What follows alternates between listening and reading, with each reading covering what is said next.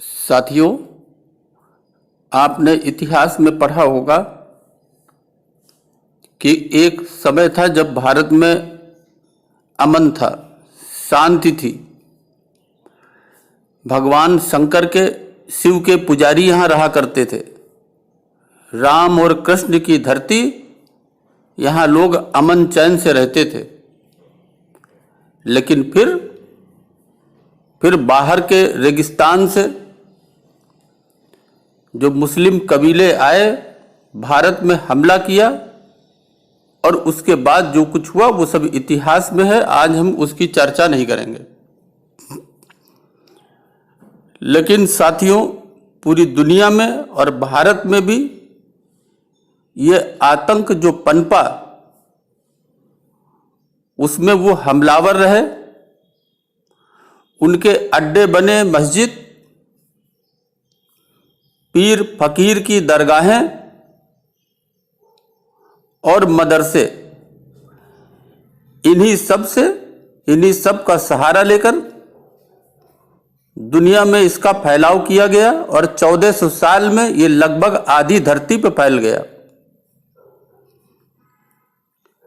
ये साथियों आश्चर्य का विषय है और इसके पीछे यही सब बातें हैं। लेकिन आज हम बात करेंगे भारत के मदरसों की। साथियों, ये कहा जाता है कि मदरसों में मुस्लिम बच्चों को शिक्षा दी जाती है। लेकिन साथियों, आप इस बात पर गौर फरमाएं कि कुरान, हदीस और सुन्नत पढ़ने से, वो भी अरबी भाषा में, कौन सी ऐसी मल्टीनेशनल कंपनी है जो ऐसे लोगों को नौकरी देता है और ऐसे लोगों को वहां पर नौकरी मिलेगी या मिलने की संभावना है। साथियों, इस कुरान, हदीस और सुन्नत की जो अरबी भाषा में पढ़ाई कराई जाती है मदरसों में, इस पढ़ाई से कौन सी वैज्ञानिक रिसर्च होती है? आज तक इन लोगों ने कौन से हवाई जहाज का इंजन रिसर्च कर लिया? साथियों, अगर आप ध्यान से देखें, जो मैंने आपको बताया,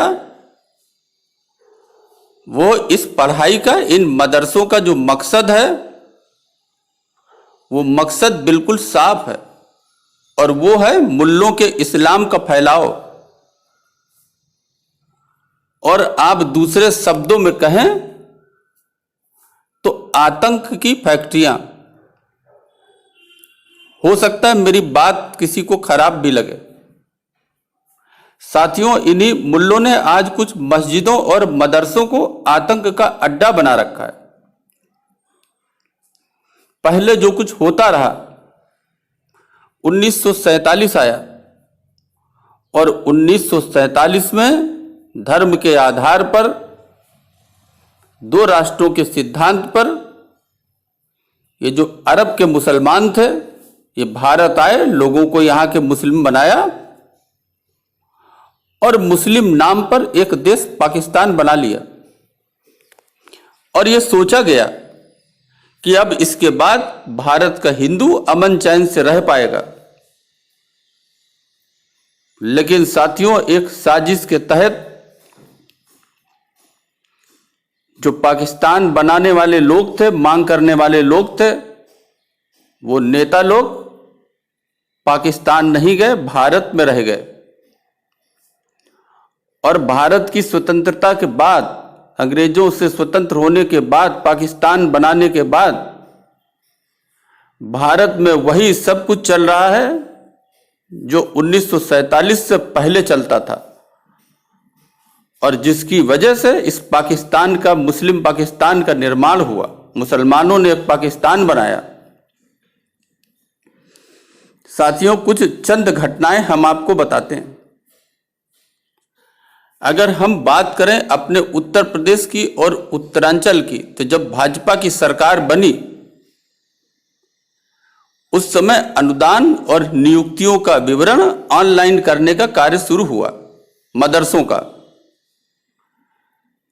जब ये काम शुरू हुआ तो उसके बाद से इन मदरसों में जो उत्तर प्रदेश और उत्तरांचल में थे, नित नए घोटाले सामने आने लगे। साथियों, उत्तर प्रदेश के केवल हम 2 जिलों की बात करें, आजमगढ़ और मिर्जापुर, तो इन आजमगढ़ और मिर्जापुर जिले में फर्जी मदरसों की जांच पूरी हो गई और जांच पूरी होने के बाद एसआईटी ने केस दर्ज करने के लिए शासन से अनुमति मांगी और इसके अनुसार वर्ष 2009-2010 में बिना भौतिक सत्यापन के कई मदरसों को मान्यता दी गई थी और इस दौरान करोड़ों रुपए के अनुदान का घोटाला भी किया गया। साथियों, आजमगढ़ जिला अल्पसंख्यक कल्याण विभाग की तरफ से 683 मदरसों का भौतिक सत्यापन कराया गया। इनमें से 300 मदरसे ऐसे हैं जहां पर शिक्षकों और कर्मचारियों की नियुक्ति से लेकर कागजों में हेरफेर करने समेत कई गंभीर आरोप लगे। जिन 300 मदरसों में अनियमितता पाई गई उसमें से 100 ऐसे मदरसे थे जिन्हें सरकार से सभी तरीके की सुविधाएं उपलब्ध कराई जा रही थी। साथियों, एसआईटी ने जब जमीनी स्तर पर जांच करना शुरू किया तो यह बात सामने आई कि कई मदरसे ऐसे हैं जो सिर्फ कागजों में संचालित हैं। अब साथियों, आप समझ सकते हैं कि जो मदरसे चल रहे थे उनमें अधिकांश फर्जी भी थे, जिनसे कि सरकार से मदद ली गई, करोड़ों रुपए हेरा फेरी किया गया और फिर उन मदरसों को दिया गया जो मदरसे काम कर रहे थे। और वो काम वहां क्या हो रहा था, ये तो आप बिहार के एक मदरसे के बम विस्फोट से आप समझ सकते हैं। साथियों, आपको यह जानकर और भी हैरानी होगी कि उत्तराखंड के 13 जिलों में से कुछ जिलों में तो मुस्लिम समुदाय की इतनी कुल आबादी भी नहीं है जितने बच्चे उन जिलों से वजीफा पाते थे। बैंक खातों को आधार से लिंक करने का जब आदेश जारी हुआ तो 6 जिलों से तो एक भी मुस्लिम छात्र वजीफा लेने के लिए आगे नहीं आया। सबसे ज्यादा लूट हरिद्वार में चल रही थी। इसके बाद उधम सिंह नगर, देहरादून और नैनीताल जिलों के नंबर आते हैं। कुछ मदरसे फर्जी नामों के आधार पर वर्षों से सरकारी पैसा लूट रहे थे। वहीं कुछ तो मदरसे भी फर्जी पाए गए जो सिर्फ कागजों पर ही चल रहे थे। वास्तव में कोई मदरसा कहीं था ही नहीं और इनमें कोई छात्र भी नहीं पढ़ते थे। बस फर्जी नामों की सूची सरकार में भेजकर सरकार का फंड हासिल किया जा रहा था। तो साथियों, एक तरफ मदरसे में आतंक की फैक्ट्री और उस फैक्ट्री के पैसे को लेने के लिए कई नकली फर्जी मदरसे खोलकर सरकार का पैसा हड़पना। अब आप समझ सकते हैं कि साजिश कहां तक और किस सीमा तक थी। साथियों, बिहार के काबा के नौटोलिया स्थित नूरी मस्जिद इस्लामपुर के समीप का एक मदरसा विस्फोट में जमींदोज हो गया। इसकी घटना आपने अखबारों में भी पढ़ी होगी। घटना में मौलवी मोहम्मद सत्तार उर्फ मोमिन की मौत हो गई। घटना में घायल कुछ लोग फरार हैं जिन्हें पुलिस खोज रही है। साथियों, इन मस्जिदों और मदरसों में तमाम बार असामाजिक गतिविधियों को होना भी पाया गया है।